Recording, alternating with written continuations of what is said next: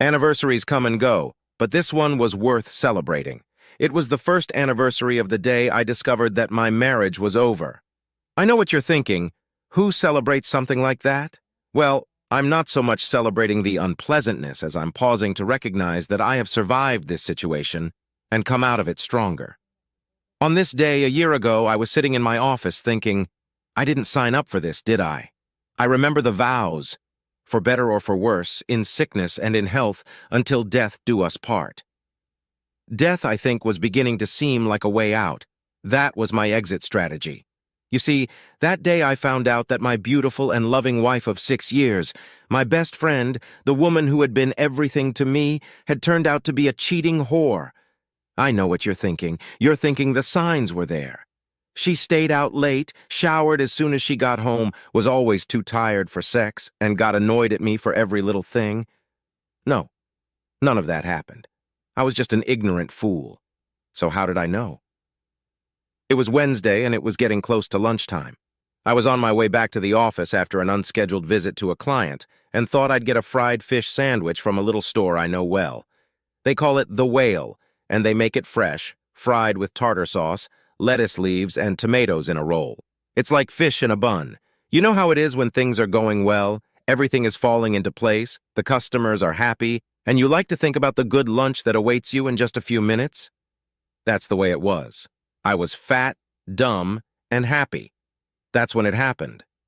I was stopped at a stoplight when I saw my lovely wife's car, coming the other way, turn right into the parking lot of the local Don't Tell Anyone motel. I thought, what the hell? I turned right into the parking lot with a gas station, pulled into a vacant space, and watched as she got out of her car and headed straight for one of the rooms.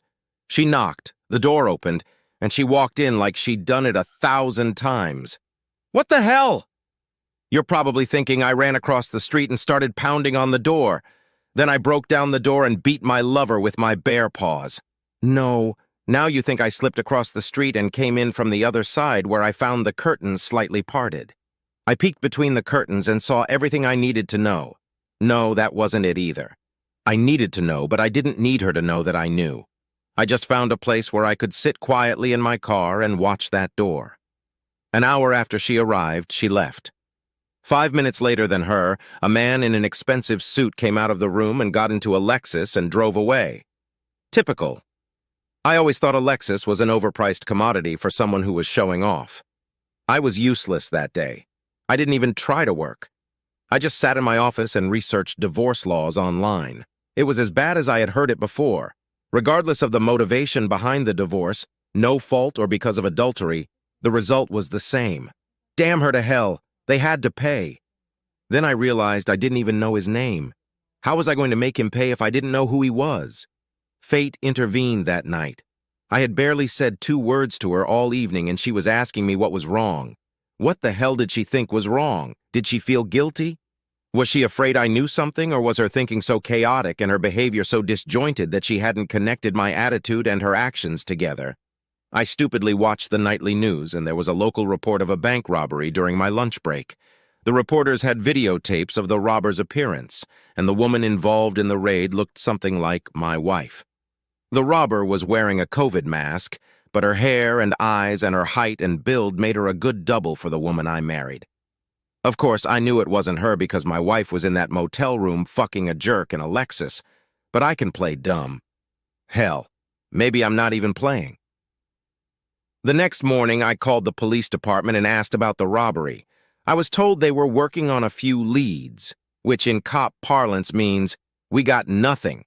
So I innocently told them that the robber looked a lot like the woman who lived across the street from me, and I gave them her name. I also told them that she had recently bought a new car. That was a half-truth because I bought it, and I happened to know that my wife wasn't home when the robbery happened. That last one was pretty darn true.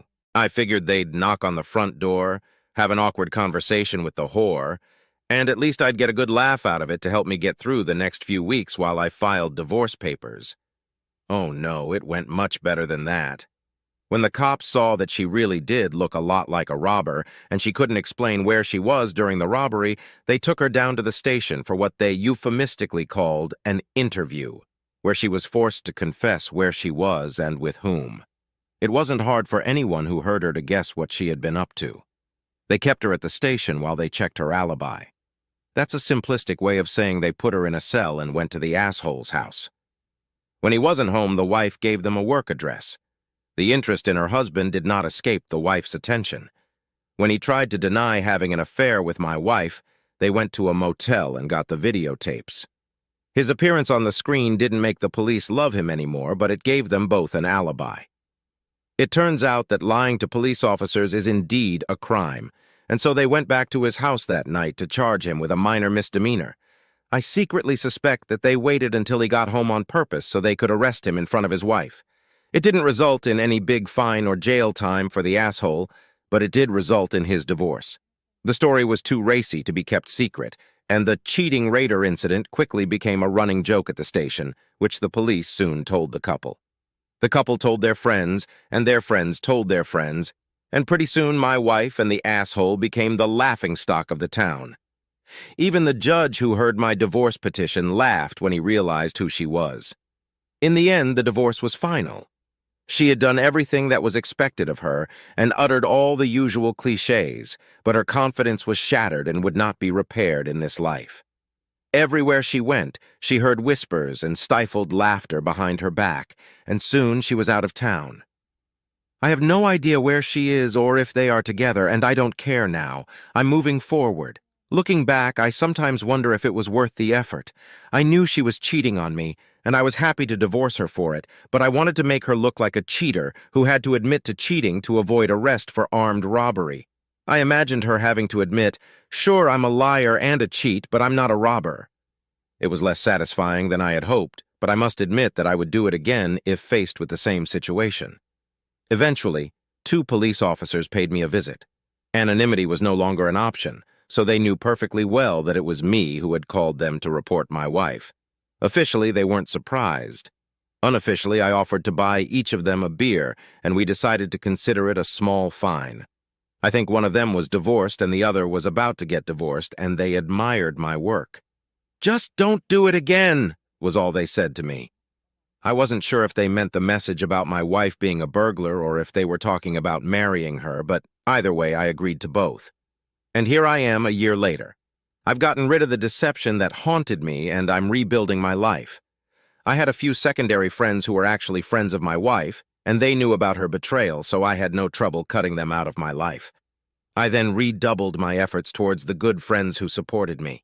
I didn't date anyone until the divorce was final. I spent that time dealing with my emotions. Then, about a month ago, I met a delightful woman my age. She, too, is divorced from a cheating husband. We have so much in common. She, too, is rebuilding her life, and she, too, has made it her life's work to find the best bourbon produced on earth.